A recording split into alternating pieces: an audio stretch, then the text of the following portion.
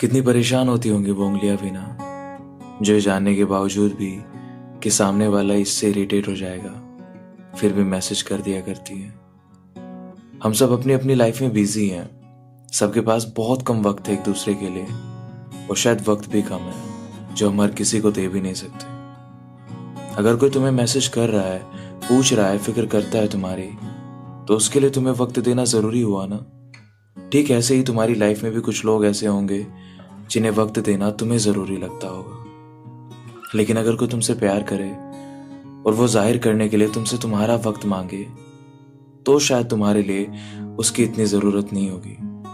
लेकिन उसके लिए तो हो सकता है ना कि शायद तुम ही सबसे ज्यादा जरूरी हो। किसी से अटैच हो जाना ना बहुत अजीब है।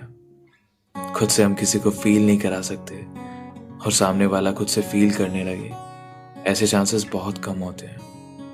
ज्यादा मैसेजेस करना, ज्यादा पॉजिटिव हो जाना गलत है, लेकिन उसको क्या खबर सही और गलत से, जिसको सिर्फ तुमसे बात करने से मतलब हो। वो शायद नहीं समझ पाता होगा कि इतना भी कोई बिजी रहता है अपनी लाइफ में।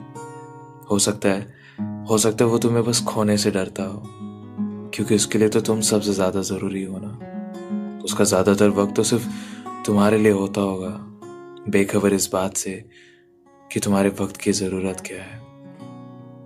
प्यार पागल कर देता है, जिसमें समझने जैसा कुछ बचता ही नहीं। शायद इसलिए क्योंकि इसकी जरूरतें ऐसी होती हैं जिनकी मंजिलें तो है, लेकिन तुम्हारे लिए कोई रास्ता नहीं। वक्त लगेगा समझाने में और समझने में खुद को, वक्त लगेगा हकीकत बनाने में इसको।